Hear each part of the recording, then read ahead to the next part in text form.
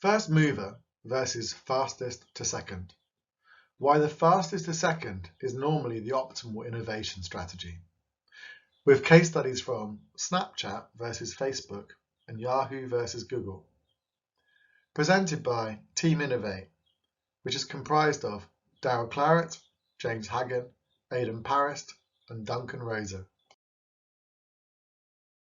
The companies that introduce groundbreaking new products or services to create new markets tend not to be the companies that enjoy market leadership, at least not for very long. When the market is niche and immature, the first mover may become the initial market leader, but as the market grows, the first mover's market share tends to erode into obscurity. The aim of this video is to explain why. Creating new markets is a two-step affair. The first is colonization, where a new product or service is released, and if successful, a niche new market is created. This new market attracts many new entrants, each with a different offering on how to fulfill the consumer's undefined and uneducated needs. This is followed by the second step in the development of new markets, consolidation. This is where solutions are transformed from niche products and services to reach the mass market. So why is it, Aidan, that first movers cannot maintain their market share advantage and emerge triumphant throughout the consolidation phase? Thank you, Daryl. So, what are the steps for colonization and consolidation? Well, first of all, there's a mad entry rush. This happens well before a market starts growing. Here, innovation rate is at its highest, and there's a huge amount of product and service variety. This is supported by lack of entry and exit barriers. Next, we have evolution. Here you have an early phase of market development and also considered a learning phase. Things are fluid, there's a large number of firms involved, many are startups who will come and go, and product features are constantly being developed and evolved. Once these waves calm down, there's a sudden shakeout, and this leaves behind a dominant design. This dominant design emerges via network effects, and typically the most attractive features by the point of view of the user are used to forge this design. Next, massive consolidation occurs. Many of the original pioneers don't survive. Typically, the first movers in a new market rarely end up dominating it. So the champion who actually defines this dominant design, they will also go on to define and develop a market standard.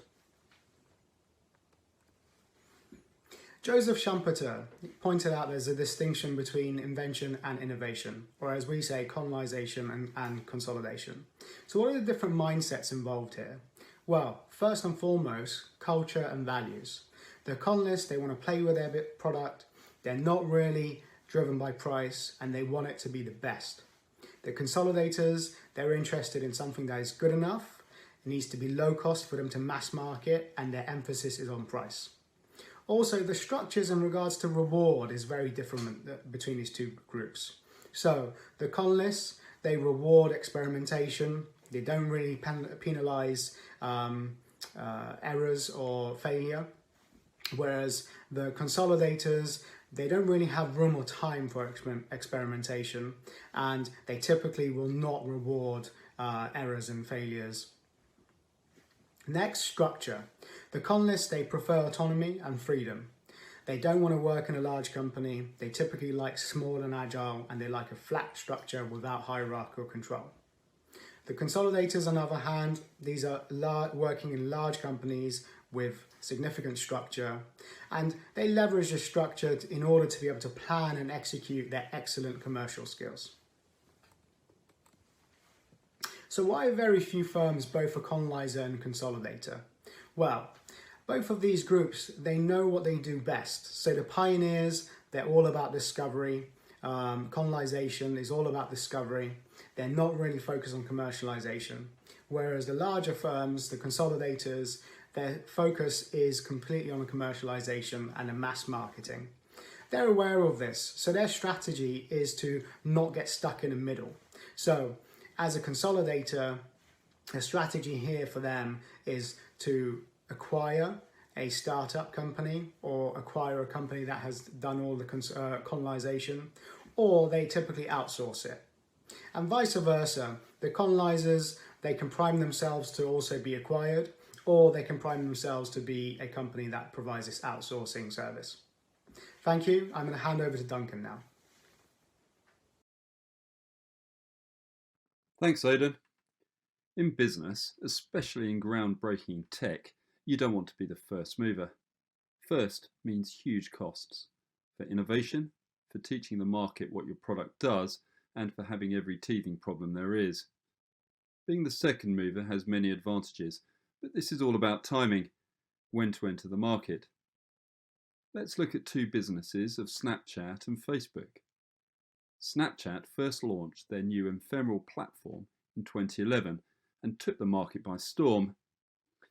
And in the space of 44 months, Snapchat went from launch to having 100 million active users per month. Cue Facebook, or more accurately, Mark Zuckerberg. After two failed attempts to buy Snapchat, Zuckerberg decided to challenge Snapchat directly through the already established platforms of Instagram and Facebook. Essentially, Zuckerberg went about this by copying the winning features of Snapchat and creating Instagram stories and Facebook stories. Zuckerberg leveraged the already existing supply chain of Instagram and created a consumer bandwagon to win the mass market. And in January 2020, Instagram recorded 1 billion monthly users in comparison to Snapchat's 382 million. Now, this is an example of being a slow second. In business vocab, we call this imitative entrance. These are companies that haven't added any innovation on the product. They're just trying to do a little bit better than what is already on offer. And normally better means cheaper. Now let's look at two other businesses, Yahoo and Google. In the world of search engines, there really is only one player, and that of course is Google. Google dominate this market space with over 87% of the market. In comparisons, 2% for Yahoo. But it wasn't always like this. Google's second mover advantage over Yahoo as a first mover is perfect to look at the theory of fastest second. So what is fastest second? This is the optimal strategy. This is about timing and preparation.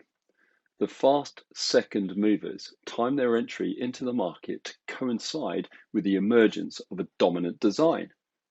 Google went to the market soon after Yahoo, who had trailblazed the initial path.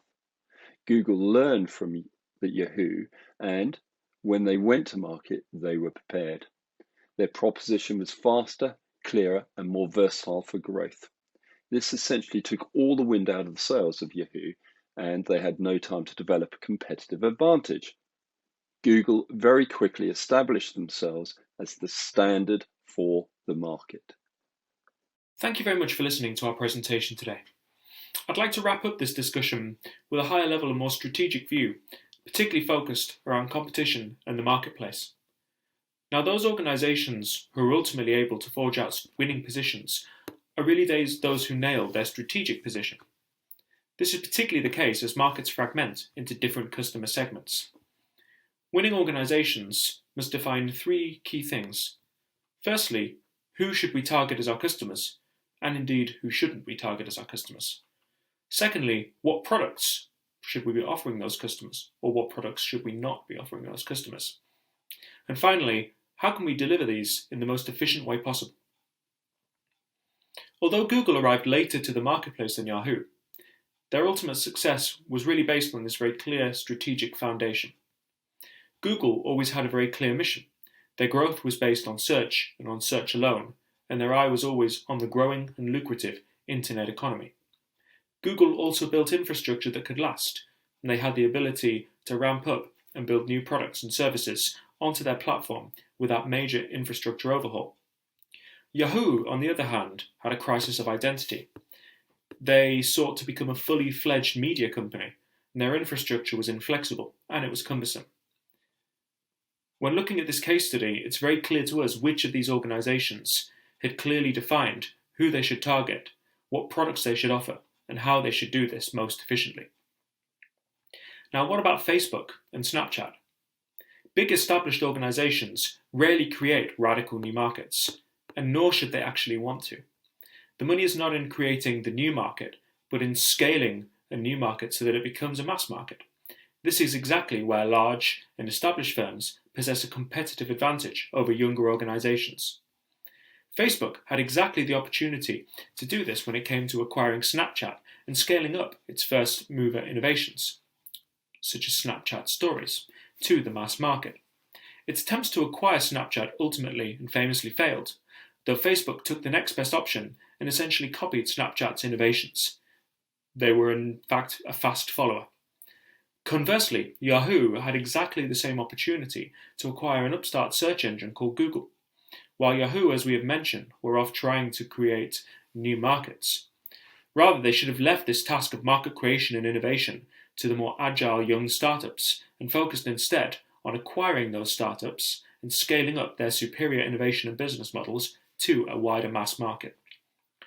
What I hope we've demonstrated here in the conclusion is that the right strategic thinking can really allow organizations to capture marketplaces and tap into new innovations.